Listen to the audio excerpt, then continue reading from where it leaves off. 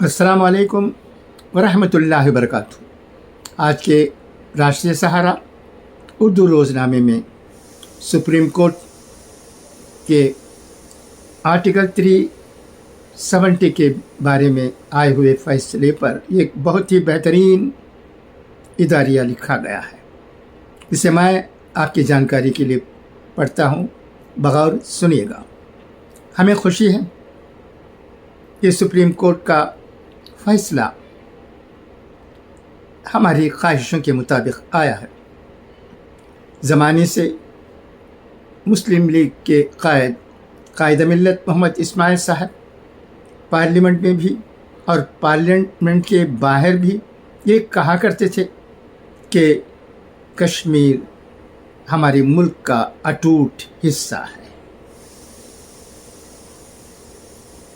اور جب آرٹیکل 370 نکالا گیا تو ہم جیسے لوگوں کو خوشی ہوئی۔ اب آئیے دیکھتے ہیں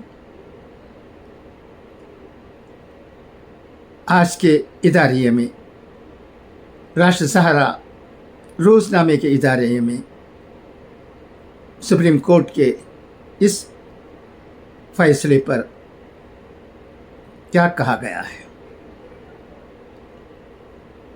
اداریے کو پڑھتا ہوں، سنیے گا۔ راشٹریہ سہارا اردو روزنامے کا اداریہ، آرٹیکل 370 پر سپریم کورٹ کا فیصلہ۔ وطن عزیز ہندوستان کا یہ جمہوری نظام ہے کہ کوئی فیصلہ اگر کسی کے لیے باعث اطمینان نہ ہو تو وہ عدالتوں کا رخ کر سکتا ہے، ملک کی سب سے بڑی عدالت کے پاس جا سکتا ہے۔ چنانچہ اگست 2019 میں آرٹیکل 370 کی تنسیخ کے فیصلے کو جو لوگ غلط مانتے تھے، انہوں نے اس کے خلاف عدالت عظمیٰ میں عرضی داخل کی تھی۔ اس معاملے میں کل 23 عرضیاں داخل کی گئی تھیں۔ عرضی گزاروں میں وکیل بھی تھے، سیاستدان اور صحافی بھی، کارکنان بھی تھے اور سماجی تنظیمیں بھی تھیں۔ اس معاملے پر عدالت عظمیٰ کی سماعت اور فیصلے کا انتظار بڑی شدت سے تھا۔ ہندوستان کے چیف جسٹس ڈی وائی چندرچوڈ کی سربراہی والی 5 رکنی آئینی بینچ نے، جس میں چیف جسٹس کے علاوہ justice Sanjay Kishan Kaul, justice B R Gavai, justice Surya Kant اور جسٹس سنجیو کھنہ شامل تھے، 2 اگست 2023 سے عرضیوں پر سماعت شروع کی تھی۔ 16 دن تک آرٹیکل 370 کی تنسیخ کے خلاف اور حمایت میں فریقین کے دلائل سننے کے بعد آئینی بینچ نے 5 ستمبر 2023 کو فیصلہ محفوظ کر لیا تھا۔ اس کے بعد سے اس بات کا انتظار کیا جا رہا تھا کہ عدالت عظمیٰ کیا فیصلہ سناتی ہے، اور آج بروز پیر 11 دسمبر 2023 کو اس نے آرٹیکل 370 کی تنسیخ کو برقرار رکھنے کا فیصلہ سنا دیا۔ جموں و کشمیر کے گزشتہ اسمبلی انتخابات کے بعد پیپلز ڈیموکریٹک پارٹی اور بی جے پی کی حکومت بنی تھی، مگر جون 2018 میں بی جے پی نے اتحادی حکومت سے حمایت واپس لے لی تھی۔ اس کے بعد وہاں گورنر راج نافذ کیا گیا، پھر صدر راج نافذ کر دیا گیا تھا۔ آرٹیکل 370 کی تنسیخ کے وقت جموں و کشمیر میں صدر راج نافذ تھا۔ چنانچہ اس تنسیخ کے خلاف عرضی گزاروں کی ایک دلیل یہ تھی کہ مرکزی حکومت نے آرٹیکل 370 کو اس وقت ہٹایا جب جموں و کشمیر میں صدر راج نافذ تھا، مگر فیصلہ سناتے ہوئے ہندوستان کے چیف جسٹس ڈی وائی چندرچوڈ نے کہا کہ صدر راج کے دوران ریاست کی طرف سے لیے گئے مرکز کے فیصلے کو چنوتی نہیں دی جا سکتی ہے۔ آرٹیکل 370 جنگ جیسی حالت میں انٹرم प्रोविज़न था। इसके टेक्स्ट को देखें तो पता चलता है कि ये आर्जी प्रोविज़न था। चीफ जस्टिस ने ये बात भी वाज़ा कर दी है कि लद्दाख को जम्मू और कश्मीर से अलग करके मरकज़ के ज़ेर इंतज़ाम बनाने का फ़ैसला दुरुस्त है। जम्मू और कश्मीर के रियासत का दर्जा ख़त्म होने के बाद से कई लोगों का ये मुतालिबा रहा है कि इसका मुकम्मल रियासत का दर्जा बहाल किया जाए। एक मुतालिबा ये भी रहा है कि जम्मू और कश्मीर में असम्बली इंतखाबात कराए जाएं।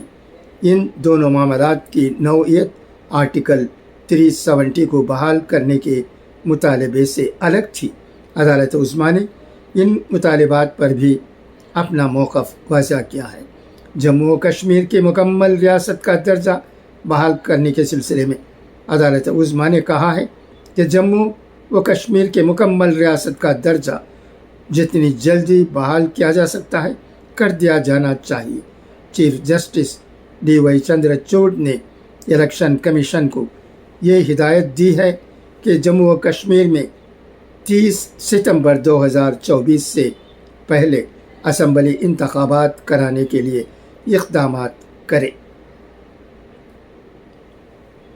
अदालत उज़्मा के आर्टिकल 370 की तनसीख को बरकरार रखने के फ़ैसले को वज़ीर आज़म नरेंद्र मोदी ने एक तारीख़ी फ़ैसला बताया है। वज़ीर आज़म के मुताबिक आर्टिकल 370 की तनसीख से मुताल्लिक़ सुप्रीम कोर्ट का आज का फ़ैसला तारीख़ी है और 5 अगस्त 2019 को भारत की पार्लियामेंट के ज़रिए लिए गए फ़ैसले को आईनी तौर पर बरकरार रखता है। ये जम्मू कश्मीर और लद्दाख में हमारी बहनों और भाइयों के लिए उम्मीद, तरक्की और इत्तेहाद का एक शानदार ऐलान है। अदालत ने अपनी गहरी दानिशमंदी से इत्तेहाद के इस जौहर को मजबूत किया है जिसे हम हिंदुस्तानी होने के नाते बाकी सबसे ऊपर मानते हैं। अदालत उज़्मा के फैसले पर जम्मू और कश्मीर के लीडरों ने भी अपने तासुरात का इजहार किया है, मगर जाहिर है अदालत कानूनी दलाइल की बुनियाद पर फ़ैसले सुनाती है, इसलिए अहमियत इस बात की होती है कि उसने किस बुनियाद पर फ़ैसला सुनाया है। इस बात की ज़्यादा अहमियत नहीं होती कि फ़ैसले से कौन खुश हो और कौन नाखुश। आर्टिकल 370 की तनसीख के ख़िलाफ़ फ़ैसले पर पाकिस्तान की वज़ारत ख़ारजा ने भी आरा का इजहार किया है, मगर उसकी आरा का ज़िक्र भी अहमियत का हामिल नहीं लगता, क्योंकि ये हमारे मुल्क हिंदुस्तान का अंदरूनी मामला है और इससे उसका कोई लेना देना नहीं है। पाक हुकूमत को अपने मुल्क के हालात पर तवज्जो देनी चाहिए ताकि उसके अपने अवाम खुशहाल हों, उनके लिए मसले बायस परेशानी न रहे। ये इदारिया बहुत अच्छा है, हम हिंदुस्तानियों को इस पर गौर करने की ज़रूरत है। पाकिस्तान एक फेल्ड स्टेट है, वो अपने मुल्क को ही बचा नहीं सका और वहाँ के लोग भी वहाँ के हुक्मरानों से खुश नहीं हैं। वो पाकिस्तान, हम हिंदुस्तानियों को क्या कह सकता है, इसकी ज़रूरत ही नहीं। उनकी क्या राय है उस पर हमें सोचने की ज़रूरत ही नहीं है। ये हमारा मामला है, हम हिंदुस्तानी हैं, हम जिसे ठीक समझते हैं उसे ठीक समझना चाहिए, उस पर ही हमारा अमल हो और बातें भी हों। अच्छा, तो अब इजाज़त, इंशाअल्लाह फिर मुलाकात होगी। खुदा हाफिज़, फ़ी अमानिल्लाह।